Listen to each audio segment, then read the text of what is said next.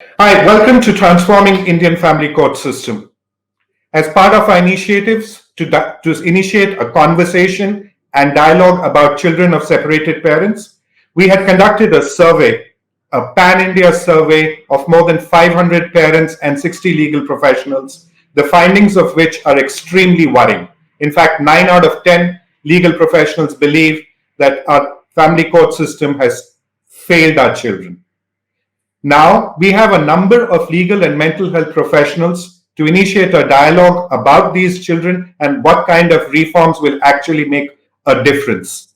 In this regard, we have with us today an extremely special guest, Mr. Amber Rana, who is a partner in AM Rana Associates, a full legal services firm who has had more than a decade of experience, provides complete consultancy all across, and is extremely passionate about initiating judicial reforms. Therefore, without much ado, let me welcome Mr. Amber Rana. Please come in, sir. Hi, sir. Good Welcome. morning. Thank you so much. Thank you so much for bringing us on the platform. So, to the audience out there, I had the pleasure of interviewing him on my podcast on Know Your Karun, and today I am here in front of you guys with him on Child Rights Foundation, sponsored by BambooTree. So, thank you so much for having me with you here and according me this opportunity to discuss this important issue. No, thank you, Amber. I think we need young lawyers like you to come across and really initiate these kind of conversations and the reforms that are required. But diving straight in, you've been through the survey findings. Do they really worry you? Do you find them surprising, or based on your experience, these are an accurate reflection of what you see in the courts? No, so to a large extent, the survey has highlighted what usually happens, I would say, in most of the cases, if not all. It doesn't surprise me much because these kind of things happen in a system where we are operating. Family law is fairly new to India. It came out in 1984 in terms of the courts and everything, and it was a complete overhaul of how the proceedings should go, how the system should operate. So when that comes into forefront, I cannot really turn a blind eye and say that no, it's perfect and there is no problem. There are definitely issues, but I stand very rightly with you that yes, from a emotional, from a mental, and from a child's perspective or a family's perspective, it can be a grueling outcome to go through a court proceeding. But that stands for all court proceedings and including family law, as we said. No, sure. I think that's a great thought. So, taking it from there, the idea is not to berate or say that our legal system is not Absolutely. performing. The real problem I believe that comes in is that the society has moved into 21st century, while our legal system is still moving at its pace, which is a little slow. And that is what, see, it's not an issue of individual judges, but a systemic issue, as I believe, of the entire. There is obviously huge shortage of judges and things like that, which is there. But moving ahead, if I were to divide the survey findings and look at it, as a management consultant, how I look at issues is to really divide. And one of the tools that we use is, let's look at all the 5 issues or 6 issues and decide what is the main problem. According to you, what are the 2 or 3 key issues within the family court system which are causing this problem? So I mean, I'll keep out of my experience, since I'm also a corporate trainer and we train a lot of population, I would say, which is a working class. And my experience in courtroom, if I club the both and I talk about them, the basic problem lies at sensitization, number one, of the individuals involved in the process. Number two, understanding of the subject matter from not only legal perspective but also from a family perspective. Number three, uh, gender gap and gender sensitization on matters like these. And fourthly, the mechanism under which this has been put up. We are treating family matters as legal matters where there is a client. There are two set of clients. There is a petitioner, there's a respondent. We are taking them as bodies who are looking to win a particular judgment or an entity, not realizing that it is a family bond which is getting tethered or severed in the process. It has to be a system that makes it easier for these disgruntled individuals to combine together. So my basic problem lies at these three levels. And when I say these three levels, they have further subtext, the kind of courtroom audience you have, the kind of courtroom personnel you have. I'm not saying they're ill-equipped or they do not have knowledge on this. The idea is to be sensitized about how this needs to be handled. I take my scenario itself. Until and unless I was subjugated to a hearing, which was in camera proceedings with regards to, rape and divorce, and as interns, I would say, and then as lawyers, uh, we never had envisioned that this is happening. And coming from a much younger generation than what I would say in terms of senior lawyers and our seniors have, there's a huge shift. But this tectonic shift that is there in the process is somewhere not there in the system that we need to bring in, and each of us have individual responsibilities to ensure this. Ours as representative lawyers to not look at it as just a legal matter, but also to look at what could be the outcome. I'm not saying that we don't do it professionally and we become charitable organizations, not for sure, but we tend to look at in a way where we are able to make it smoother rather than complicated by using legal jargons that might ruin the day for a family who's looking for reconciliation. There is a scope for reconciliation. Oh, wonderful. As you rightly put across, the issue is family law is still adversarial, just like Right. civil and criminal jurisprudence, which by itself destroys the whole purpose of Family Court Act. The idea was not to make it adversarial.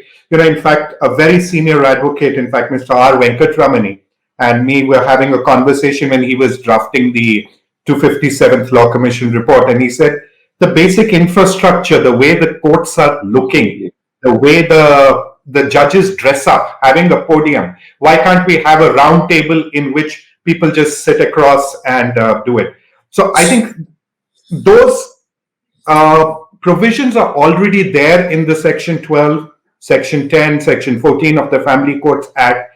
It's just, why do you think is the reason that our high courts and our Supreme Courts are not making use of those provisions and putting across the rules or framing the rules required for making this happen? So, very rightly put by you. Family, again, I mean, I don't want to disrespect anybody in the profession or our seniors or even the judiciary. It's not their fault. It's just that how we as a population have not taken family matters of serious consequence when it comes to settlement. And that shows in the representation that we have. And I would say it is the will of the people that's being reflected finally. And because we are not sensitized as growing up individuals about these matters, that how these things have to be handled, because the society has a mindset. Similarly, the courtroom has now become just a functioning body. It has been put into place.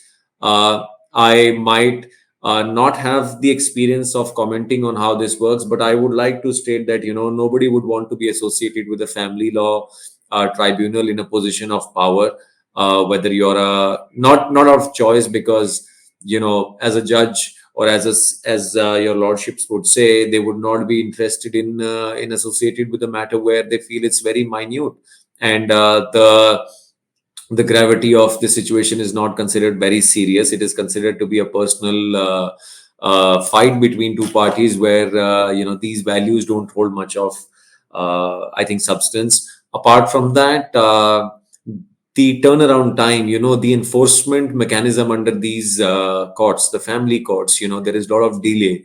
Their orders are interim in nature. They do not have enforcement authorities of a nature where they can actually course or function like a criminal court would do. Though they have been given the ambit to exercise that power, but nobody does, because this matter is considered to be, well, as I said again, with a lot of latency and complacency, I would say, where it's not that serious. Apart from that, as a lawyer, the attorneys are not permanent. The lawyers and the counsels in the mechanism are not permanent. They keep rotating when being attached to family courts, when you're representing, after 3 months, after 2 months, you'll have somebody new. After 3 months, there is someone else coming in. All of this needs to be, it has to be built up as a system which is effective and functioning as any other courtroom that you see today in the country. Now that also, it has to drive the will. You tell me that if I am presiding over such a matter and I don't see a future, why will I want to be associated with such a thing? It's ultimately, for me, it's a professional thing as well, that I have to be associated, and it does not do me any good. And since it's not an NGO, it's a running body of law which has to perform its duties. It becomes just a rolling factor, and hence we see a lot of lackadaisical outcomes. Another thing that I like to highlight is, these family courts are also very few. That's why they get overburdened. They're not there in every district. If I'm not correct, they're not there in every district as such. And I don't know the situation against all the states, but mostly I know that there are not in all the districts, and they need to be, because that kind of will solve a lot of problems. So the ease starts at easing up these situations. Probation officers, children's complex, making the courtroom less daunting, making it more approachable, making it more ethical in terms of approach and sitting and discussing. It currently looks like as if you are on a trial for a murder or for a grievous or heinous offense, and it becomes a daunting offense because the proceedings are conducted in a manner that put you, anyways, it can put anyone into a space where they discourage. Hence, all of these factors combined, the functioning becomes slow. People also do not wish to approach the family court that often. Lack of training officers, lack of good training faculty that can sensitize you as petitioners, respondents.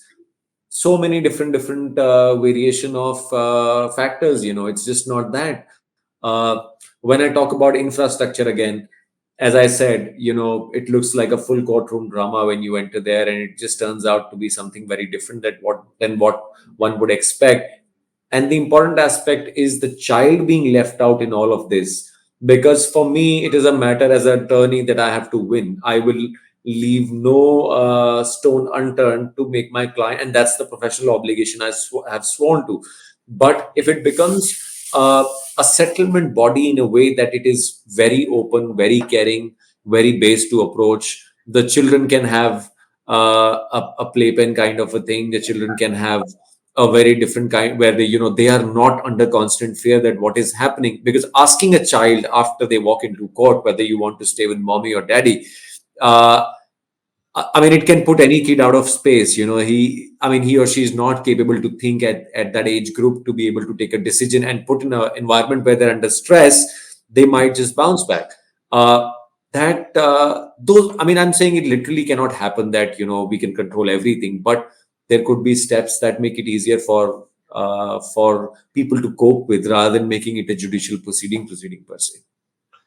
No, I think you raised two extremely valid points. One is, of course, not having enough number of courts. Now, that is an issue which exists all across the country for everything, right? That's one. Second, I think I would love to hear your comments on the fact that if I look at the entire judicial system today, right, we are really saying there is a lot of backlash which is happening, because what happens is there are one or two great judgments by the Supreme Court and everybody feels happy. Right. But what we forget is, for every two great judgments, there are at least about 20 or 30 cases where there is a really poor. So one of the ways, as I look at it, is that the dissatisfaction with the system originates not from these huge cases like the Arnab Goswami's case of bail or the recent Aryan Khan's case. Those are into the media limelight. It is these small everyday interactions. Therefore, I believe that the judiciary should start its reforms from the lowest factor, the lowest hanging fruit, which is the family court system, right? Therefore, if I were to look at the two or three reforms that could make a difference. One is, of course, that you said the shortage of judges, right? Right. Can the shortage of judges be, in some way upended by providing a lot more assistance and help to those? Because the Family Court Act envisioned it that way. So, what kind of help or assistance can we provide to these judges in order to actually ensure that not only there is faster, quicker, but more importantly, right orders happening? There is informed decision making which is happening. So, I like to put two comments in, and these are my personal comments. I feel that can be seen, and I'm again saying that I may not be the best person, but this is what, as a layman, I would feel is that you have qualified social activists, you have qualified NGOs, you have qualified people who are working in this field. They can be made a part of a bench to provide their viewpoints when something like this happens, because a judge, I mean, he is under already tremendous pressure to handle so many things and to be equipped. And it's possible for no human being. I mean, technically speaking, if you ask that, Amber, can you do 100 things on your own and deliver at same pace and level on those, and all the technical matters are different, it would be very, very unjust for me to do so unless my job requires me. Now, if I put Sure. a senior gentleman from, let's say, a criminal court or a civil court to come and suddenly handle family matters, my bent of mind for 10 years or 7 years or 8 years has been to specialize and handle a certain set of matters. And now Right. I'm asked to suddenly handle a matter where I have no, and I have to come up, I have to perform, I have to deliver, I have to mete out justice, I have to be under so much of pressure to be able to do so. Quite contrary to what people feel, that judiciary does not do that.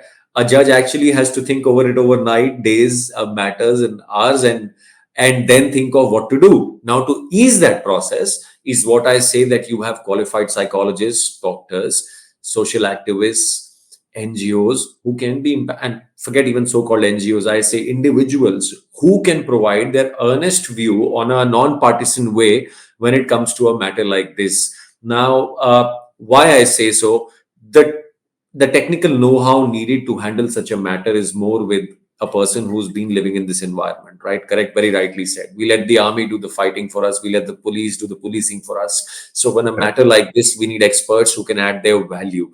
It can be clubbed with the judicial proceedings that we intend to keep in place, but those judicial proceedings should have the scope for interpretation to include these observations, which do not in any way violate the constitution or the civil principles, but they keep in check also the ulterior motive of this courtroom, which is to provide a timely solution and to sensitively look at these matters. So a clubbing of both is for sure looked at.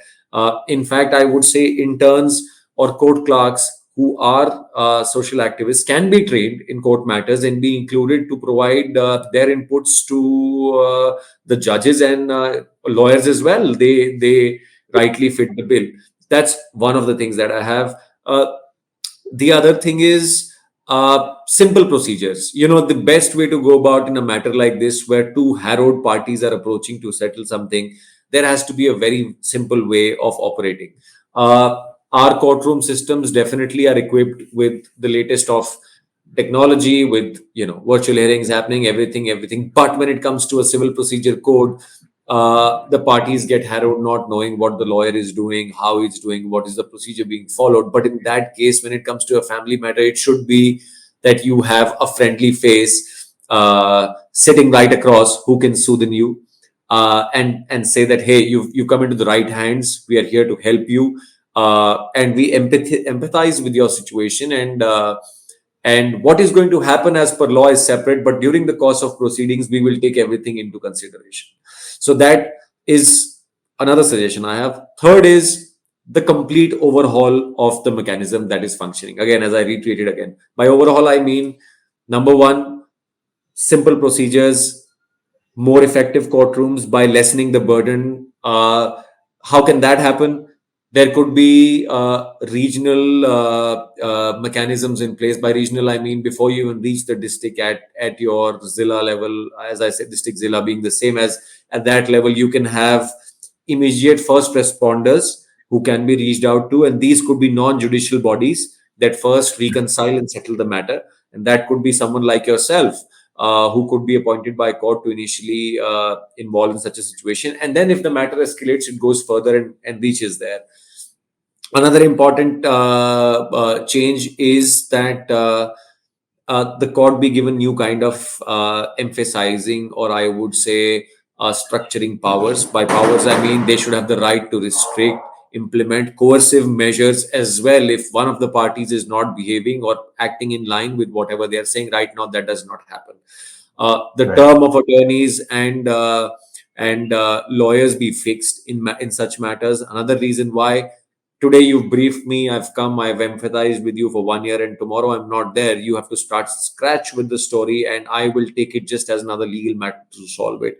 So when we know that family is such a crucial matter, we need to have such minor changes in place that the smooth practice happens. uh, Again, workshops need to be done.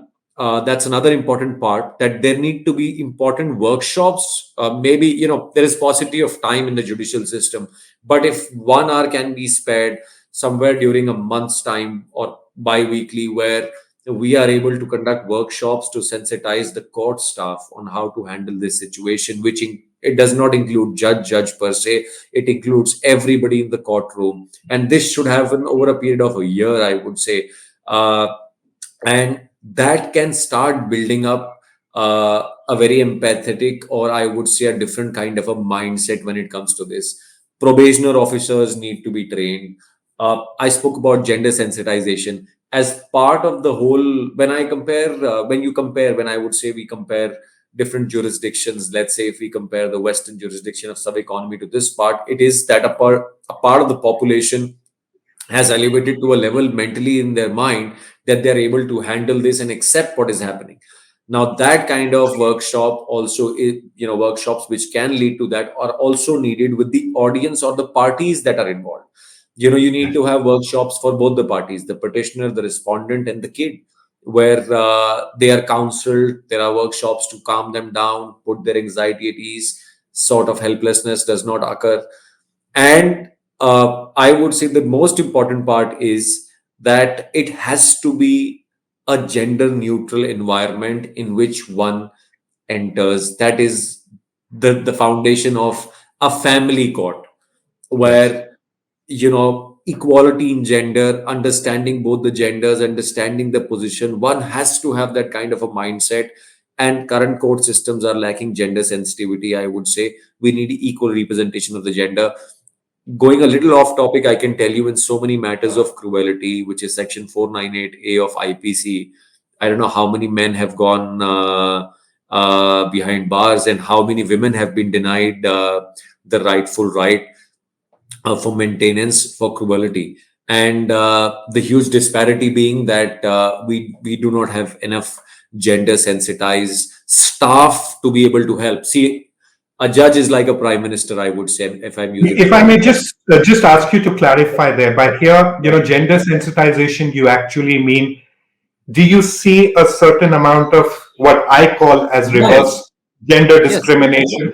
It's the yes. men who are getting discriminated or the fathers who are getting discriminated Likewise, against. likewise, absolutely. Fathers getting Mhm. discriminated, men getting discriminated. I have seen situations where women have. I mean, we've always heard about the other gender being discriminated. I'm vouching for it openly, that there are situations where you clearly see the man is at fault, but the woman is taken to the trial. Similarly, I've seen so many situations where there is a reverse gender bias against men without even an ounce of evidence being presented, just by the face of how it looks. And it happens all the time, and there would be hardly any people who would deny that. And why that happens is, it's not the judge who has thought of it because he sat there. It's the mechanism that is built from down below until there, the amount of information provided, the mindset being circulated, that causes one to believe something like this. If I have a operational mechanism where I'm not gender sensitive, I am biased in my thoughts, well, I can be the biggest person on earth and not know what is right or what is wrong. So it's not based on one's position or power how they bound to act. It is also the mental conditioning that matters a lot. And I mean, it's got nothing to do with your education, it has got nothing to do with the power and authority you hold. and that is something one and all has to accept. So when it comes to this, I feel these bridges need, and only for family courts I say. Why I say so? Because family is a sensitive issue, family is Yeah. a touchy issue, family Yeah. has these boundaries and these involvements. We need to be very, very sure how we are acting on this. So that's my recommendation, at least on these matters. So if I were to, take up as I see it, there are three beautiful recommendations that you gave. One is, of course, creating a separate cadre of family court judges who are more Correct. specialized, right? Assist those judges with a body of child psychologists who can literally become the advocates for the child and look at the child's best interests. But one of the conversations that I was having with Justice Deepak Gupta a few days back Right. was most of the judges do not wish to be part of the family court system because, as I see it, the appraisal system that has been created, the hierarchy that has been created, and we were discussing this earlier also, is an issue.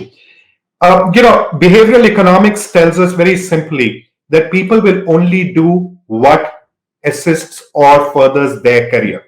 Let's accept it. We are as humans that. So, what kind of a system do you think we can try and generate for the family court judges to get their due and really be able to move up the hierarchy?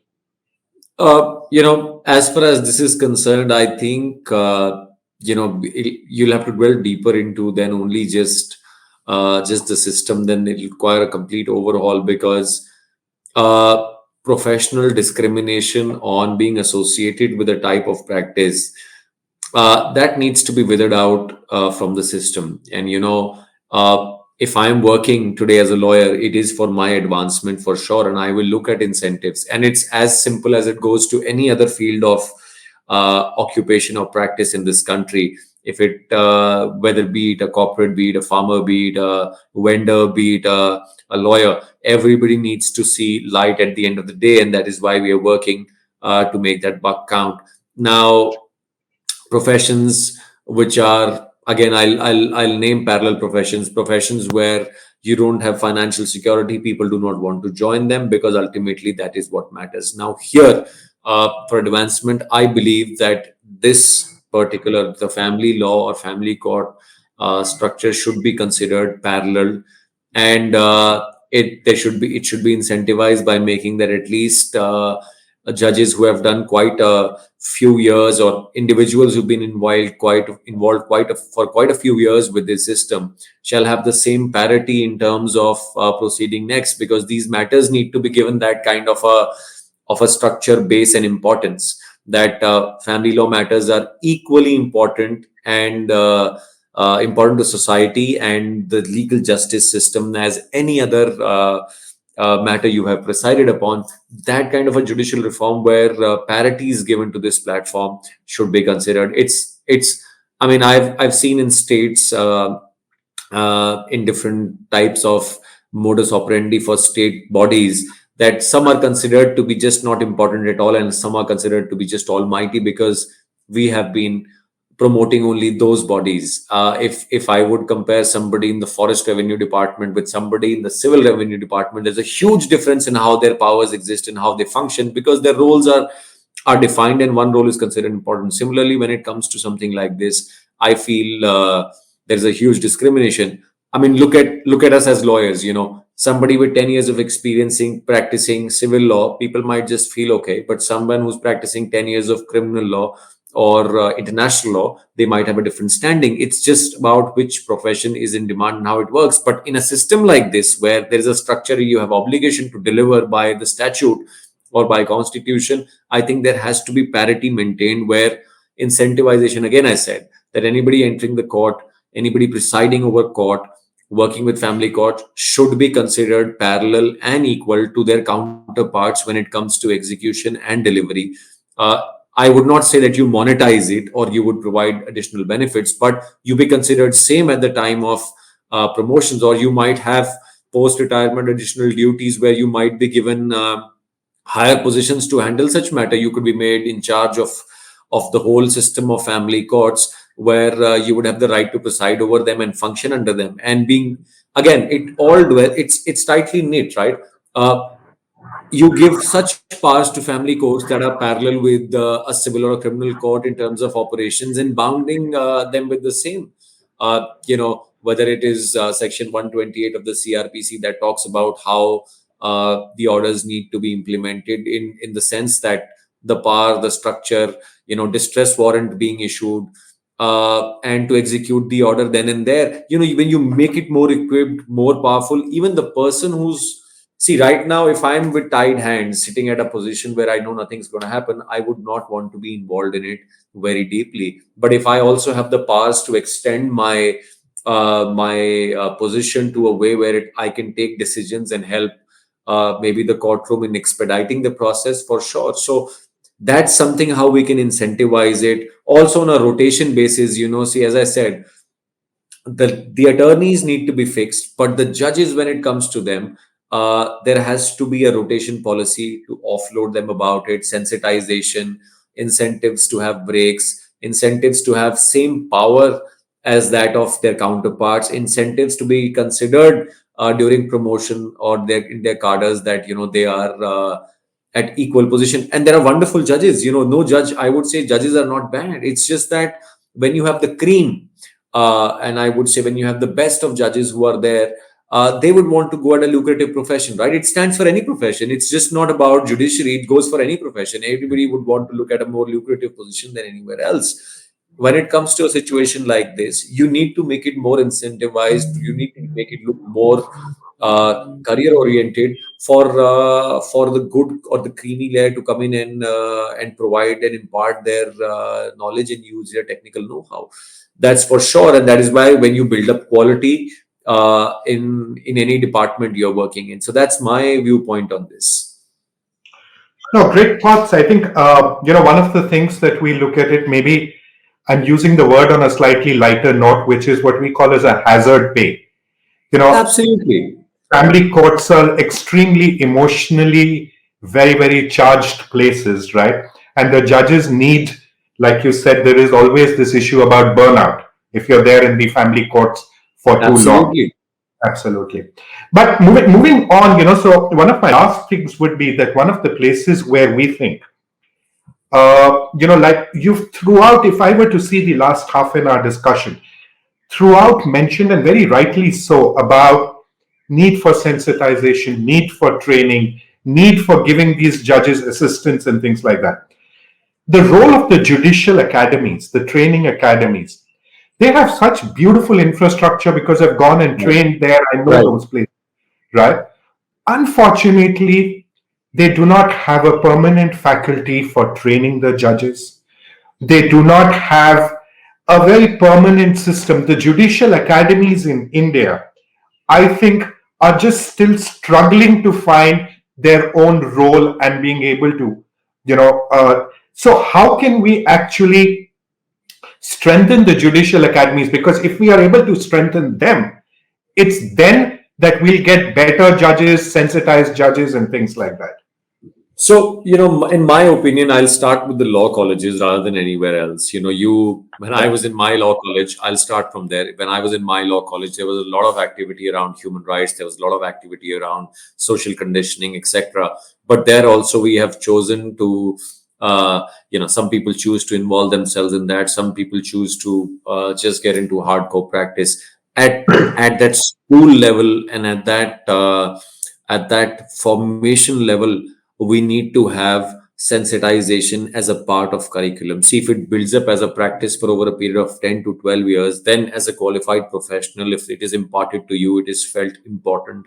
So if I would say, when I'm in the process of becoming a legal representative or a legal professional, I need to have been sensitized at that point itself about such issues. Whether I want to be involved in it or not, that's my personal choice. I cannot be the godfather and say that no, everybody should go through this process. But it should be in a country like India, which is evolving, it is blasting suddenly. There is a mix of emotions where people are trying to find out about themselves. The individuals are thinking whether these actions are really what they really want to speak about. You need to have ad hoc training bodies to come and deliver on this. When it comes to judiciary, I mean, you see there are young professionals who are looking to become judicial representatives and assuming the position of judges. I have so many cousins in my family who are currently representing somewhere the judicial bodies as judges at very young ages. But what really matters is, because these are formative minds, right? You rightly would accept this in psychology, that you can form somebody to change their mindset until a certain age, and post that you have your reinforced beliefs that can never be altered no matter what experiences you have. For a professional also, it's at the nurturing stage that I believe there should be regular workshops that are given more importance, to make it to make the environment more sensitive. Currently in India, it is considered, why is somebody doing this workshop? What is the point of adding on to this workshop? It's a one odd workshop. I don't know what the outcome is going to be. Is it going to change my mindset? This is all useless. That mindset has to go away.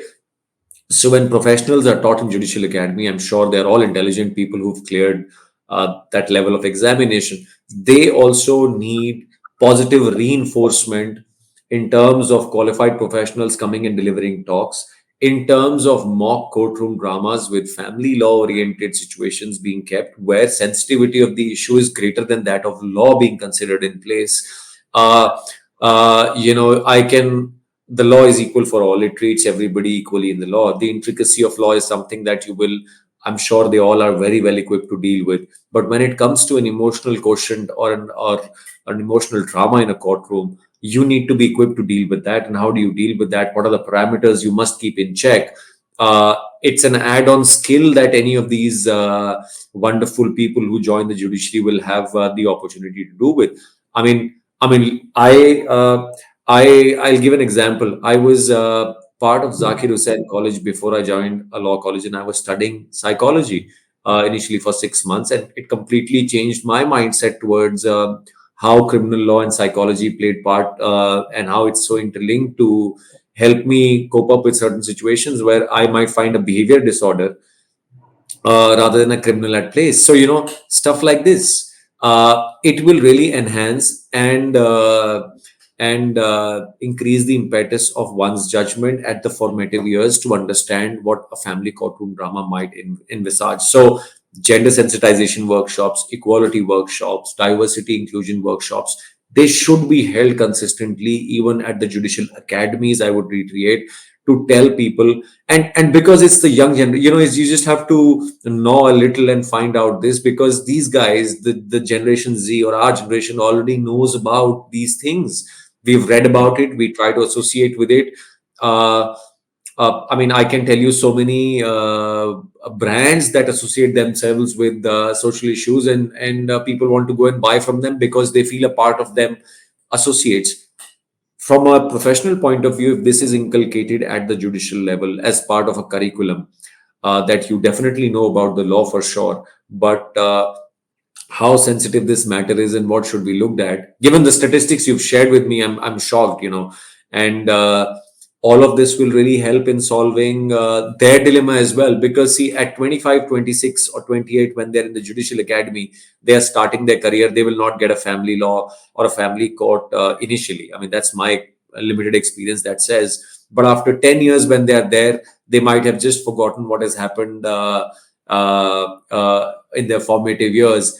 And for that to be reinstated or reformed or be set with them, if they have this regularly in their training, it remains with a major part of you as REM. I would say it would be somewhere parked in your brain that yes, this is something that we learned, and this is how we need to look at these matters, not just at judicial matters, but at personal matters that require these parameters coupled with the judicial parameters to give it equality and solve them. No, great thoughts, wonderful thoughts. So, if I were to just summarize all the reforms, the first is try and create a separate cadre, which could take much longer. Right. But of course, still then, create so every time a family court judge is posted, have a mandatory 3 to 5 days workshop for him at the Judicial Academy so as to sensitize and create that thing. And very Absolutely. importantly, what we can do immediately is create a separate body of psychologists who assist the courts in performing their functions. But one of the last things is what we have been seeing is, and this has been repeated by some of our Supreme Court judges also, which I've seen, that the younger lot of judges who are coming in, right? And what we are seeing is that from family courts, you're still getting slightly better orders. We Absolutely. do need our high courts to be equally Equally sensitized. sensitized. Yes, The high that's court judges may be great judges in their own right, but they come like Justice Chandrachud said the other day, the intersectional sectionality of actually choosing, because India being such a diverse country makes it yes. very difficult for our high court judges to adopt. I think No, that's fair.